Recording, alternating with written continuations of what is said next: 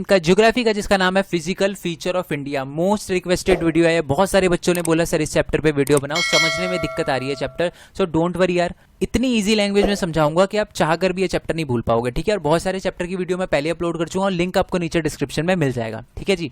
तो आइए शुरू करते हैं चैप्टर। तो हमारी प्रथा है कि हम चैप्टर के नाम से शुरू करते हैं, तो चैप्टर का नाम है फिजिकल फीचर ऑफ इंडिया, ठीक है। सो जब भी ये वर्ड यानी फिजिकल फीचर हमारे मन में आता है ना, तो हम सोचते हैं कि फिजिकल फीचर ऑफ पर्सन, कि इस पर्सन के बाल बड़े हैं, इसकी आंख नीली है, इसकी आंख काली है, इसकी नाक छोटी है, ये होगा physical feature of a person. But जब हम physical feature of a country या फिजिकल फीचर ऑफ इंडिया की बात करते हैं ना, तो हम ये कहेंगे कि इंडिया के अंदर माउंटेन है, तो ये इंडिया का फिजिकल फीचर है। इंडिया के अंदर नदन प्लेन है, इंडिया के अंदर पेनिनसुला प्लेटू है, इंडियन डेजर्ट है, कोस्टल प्लेन है और साथ में आइलैंड है। आपको पता है ना, 2 आइलैंड है इंडिया के पास। कौन कौन से? एक तो अंडमान निकोबार जो कि है बे ऑफ बंगाल में, और दूसरा है लक्षद्वीप जो कि है अरेबियन सी में, ठीक है। और इन फिजिकल फीचर को फिजियोग्राफिक डिवीजन भी बोलते हैं, ठीक है। सिंपल सा क्वेश्चन आता है आपके पास कि name the major physiographic division of India या फिजिकल फीचर ऑफ इंडिया, तो आपको ये 6 वर्ड लिखने हैं, ठीक है। Himalayan mountain, northern plain, peninsular plateau, Indian desert, coastal plain and island, ये फिजियोग्राफिक डिवीजन है इंडिया के, ठीक है।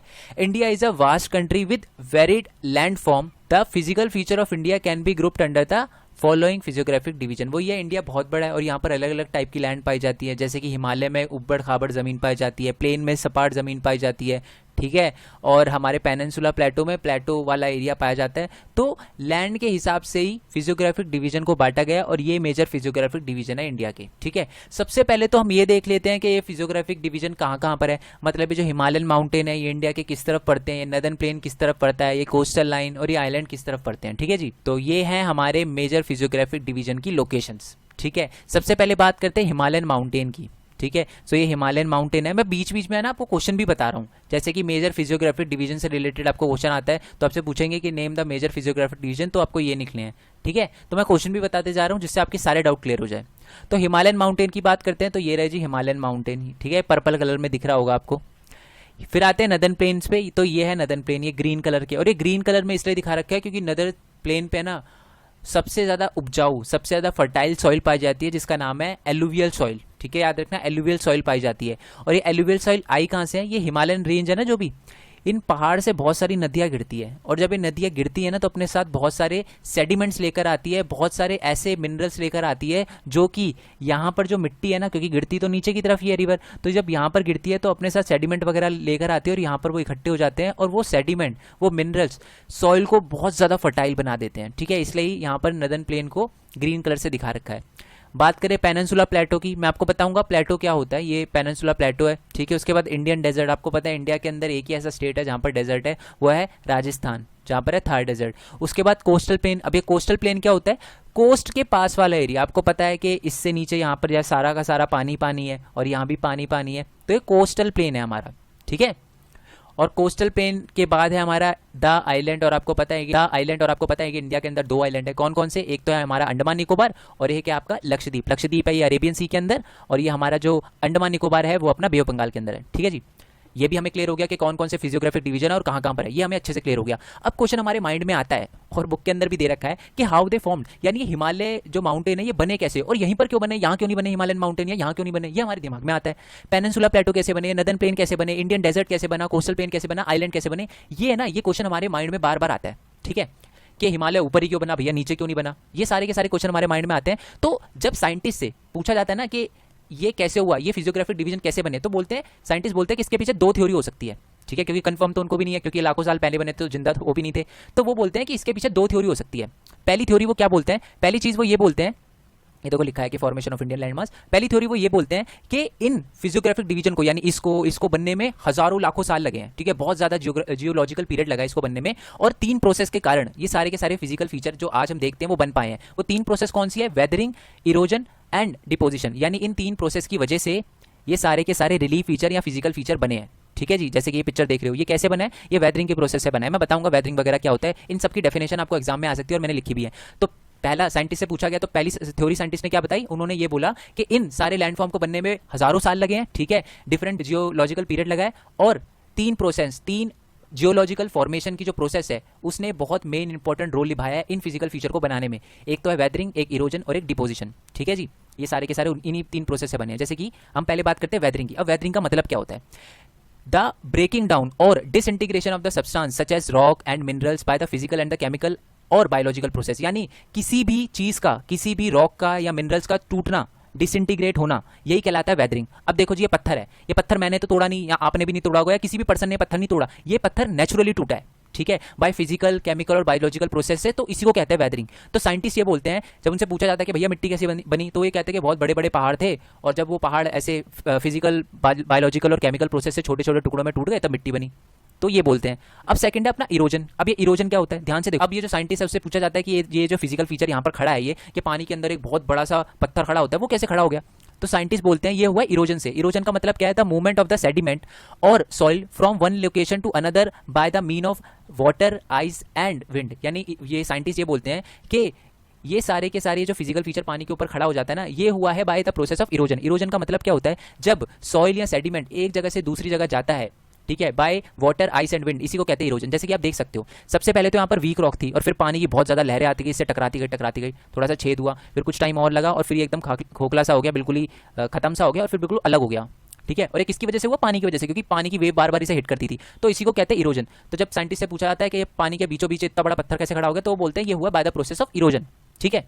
और नेक्स्ट है आपका डिपोजिशन। अब ये डिपोजिशन कैसे होता है, ठीक है, साइंटिस्ट से पूछा जाता है कि नदी के पास से सारी की सारी मिट्टी कहाँ से आई, क्योंकि आप देखोगे नदी के पास का जो एरिया होता है ना, वो बहुत ज्यादा उपजाऊ होता है, वहां पर बहुत ज्यादा मिट्टी होती है, ठीक है। जब उनसे ये पूछा जाता है कि ये कैसे हुआ, तो बोलते हैं ये हुआ है by the process of deposition. अब डिपोजिशन का मतलब क्या है, जब कोई भी पार्टिकल, ठीक है, कोई भी डिपॉजिट विंड, आइस या वाटर की वजह से एक लोकेशन से दूसरी लोकेशन में आके गिरता है, तो इसी को कहते हैं डिपोजिशन, ठीक है। अब आ जाते हैं थोड़ा डिपोजिशन को मैं अच्छे समझाता हूं। जैसे कि मान लो अभी मैंने आपको बोला था कि नदन प्लेन में ना बहुत ज्यादा उपजाऊ मिट्टी होती है, और ये कहां से आती है, ये आती है हमारी हिमालयन से, हिमालय से रिवर गिरती है बहुत सारी, और अपने साथ सेडिमेंट वगैरह लेकर आती है, और यहाँ पर डिपॉजिट हो जाती है, इसी की वजह से नदन प्लेन बना है, ठीक है जी। आपके माइंड से ये पहली थ्योरी क्लियर हो गई ना। आपको सिंपल सा क्वेश्चन आता है कि फॉर्मेशन ऑफ इंडियन लैंडमास कैसे हुआ, तो पहली जो थ्योरी है साइंटिस्ट ये बोलते हैं by the process of weathering, erosion and deposition की वजह से हुआ है। और मैंने आपको बता भी दिया कि वेदरिंग से कैसे फिजिकल फीचर बने, इरोजन से कैसे फिजिकल फीचर बने, और डिपोजिशन से कैसे बने, ठीक है। डिपोजिशन से ही हमारा नदन प्लेन वगैरह बना है, ठीक है।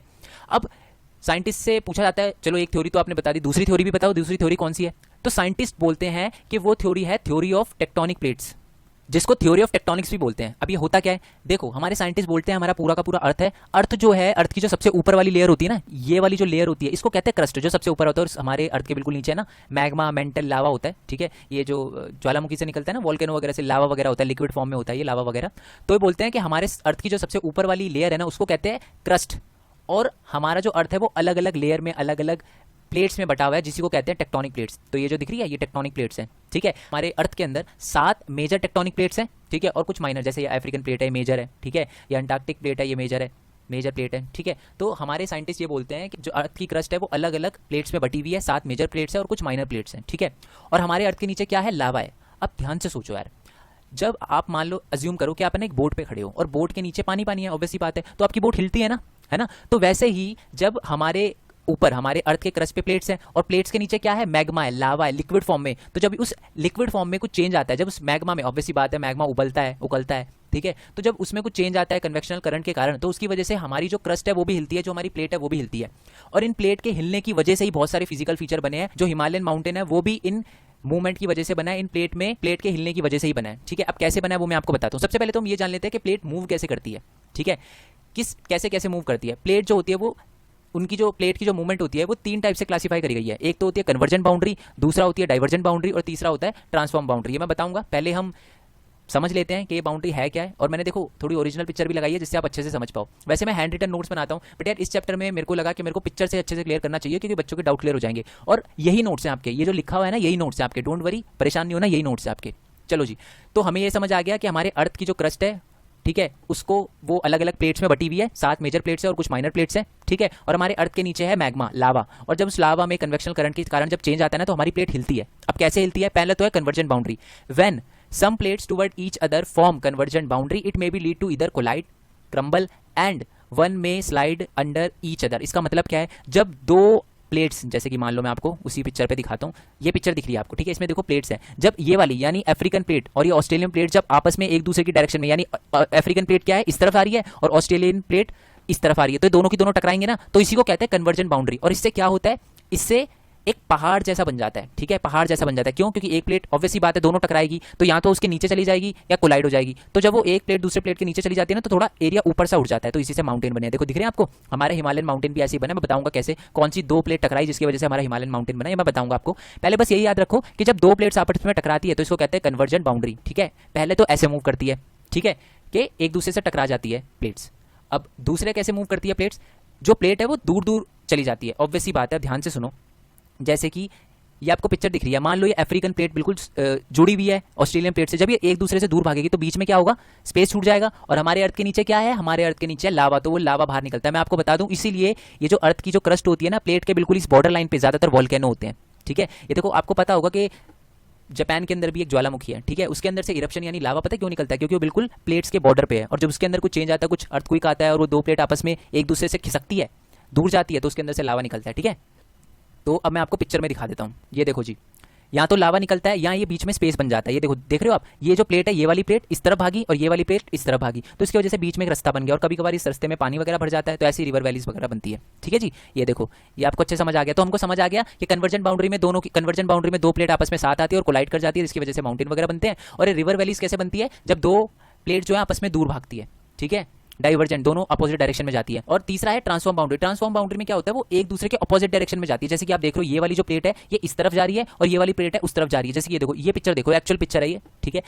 ये वाली जो प्लेट है वो इस तरफ भाग रही है और ये वाली जो प्लेट है वो इस तरफ भाग रही है, जिसकी वजह से देखो ये बीच में क्रैक आ गया। इसी को कहते हैं हम ट्रांसफॉर्म बाउंड्री, ठीक है। ये आपने देखा होगा, बहुत बार अर्थक्वेक आता है ना हमारे इंडिया के अंदर या कहीं भी जहां अर्थक्वेक आता है, ज्यादातर जो अर्थक्वेक हैं वो इसी वजह से आते हैं, ट्रांसफॉर्म बाउंड्री की वजह से ही आते हैं, ठीक है। डाइवर्जेंट बाउंड्री और कन्वर्जेंट से तो सीधा पहाड़ बनते हैं, आपको पता ही है, ठीक है। और ट्रांसफॉर्म से ही ऐसा होता है, ये जो कंडीशन आप देख रहे हो ये ट्रांसफॉर्म बाउंड्री से ही हुआ है, जब एक प्लेट एक डायरेक्शन में और दूसरी प्लेट दूसरी डायरेक्शन में जाती हो, ठीक है। When some plate move horizontally pass each other and form transform boundary, यानी ट्रांसफॉर्म बाउंड्री तब बनती है जब वो हॉरिजॉन्टली एक दूसरे के अपोजिट डायरेक्शन में कोई भी प्लेट जाती है। चलो जी, हमको समझ आ गया कि साइंटिस्ट ये बोल रहे हैं कि दो थ्योरी है जिसकी वजह से फिजिकल फीचर बने। पहली थ्योरी ये कहती है कि वेदरिंग, इरोजन और डिपोजिशन की वजह से बने, और दूसरी थ्योरी ये कहती है कि प्लेट के मूव करने की वजह से बने। हमें ये समझ आ गया कि प्लेट की मूव करने की वजह से ये कैसे बना, प्लेट की मूव करने से ये रिवर वैली कैसे बनी और ये माउंटेन कैसे बने। बट हम एक्चुअल में आप देखेंगे कि किन दो प्लेट के मिलने की वजह से हमारा हिमालयन माउंटेन बना, ठीक है जी। इसको बताने के लिए मेरे को एक कहानी सुनानी पड़ेगी। हम चल 200 मिलियन साल पहले, ठीक है, 200 मिलियन साल पहले की बात करते हैं, फॉर्मेशन ऑफ हिमालय, ठीक है। तो आज जो आप देखते हो ना कि हमारा इंडिया अलग है, ऑस्ट्रेलिया अलग है, सारी कंट्री अलग अलग है, ऐसा उस टाइम नहीं था। सारे के सारी कंट्री आपस में जुड़ी हुई थी। जो लैंड वाला एरिया था ना वो आपस में जुड़ा हुआ था, जिसको कहते थे सुपर कॉन्टिनेंट। कॉन्टिनेंट का मतलब आपको पता ही है, बहुत बड़ा लैंड का एरिया। और उस टाइम सुपर कॉन्टिनेंट हुआ करता था क्योंकि सारे के सारे जो लैंड वाला एरिया वो मिला हुआ था, जिसको कहते थे पेंजिया। समझ रहे हो? तो ये जो पूरा एरिया है ना इसको कहते हैं पेंजिया, लैंड वाला पूरा एरिया इसको कहते थे पेंजिया। और ये जो पानी वाला पूरा का पूरा एरिया, ओशनिक जो एरिया है, इसको कहते थे पेंथलासा, ठीक है। लैंड वाला एरिया इसको कहते हैं पेंजिया और जो पानी वाला एरिया इसको कहते हैं पेंथलासा। और जो पेंजिया का ऊपर वाला पार्ट है जिसमें नॉर्थ अमेरिका आता है, ठीक है, यूरेशियन प्लेट आता है, ठीक है, लोरेशिया वगैरह आता है, तो ये पूरा का पूरा जो ऊपर वाला पार्ट है पेंजिया का, इसको कहते थे हम अंगारा लैंड। क्या कहते थे? अंगारा लैंड, याद रखना, अंगारा लैंड। और जो नीचे वाला एरिया है, ठीक है, इसको कहते थे गोंडवाना लैंड। इसमें साउथ अमेरिका, अफ्रीका, इंडिया, ठीक है, अंटार्कटिका और ऑस्ट्रेलिया। अब मैं आपको एक और चीज़ बता देता हूँ, उस टाइम है ना ये इंडिया और ऑस्ट्रेलिया देख रहे हो आप, जुड़ा हुआ सा है, एक तरह से जुड़ा हुआ सा है, ठीक है। तो ये इंडियन ऑस्ट्रेलियन प्लेट हिलने लगी। क्यों हिलने लगी? क्योंकि अर्थ के नीचे ना कुछ कन्वेक्शनल करंट के कारण है ना, ये वाली जो हमारी, मैं आपको यही बता रहा हूँ कि हिमालय बना कैसे, तो ध्यान से सुनना कि अर्थ के नीचे कन्वेक्शनल करंट के कारण है ना, जो इंडो ऑस्ट्रेलियन प्लेट थी ना वो अलग हो गई, गोंडवाना लैंड से अलग हो गई और वो नॉर्थ की तरफ चलना उसने स्टार्ट कर दिया, ठीक है।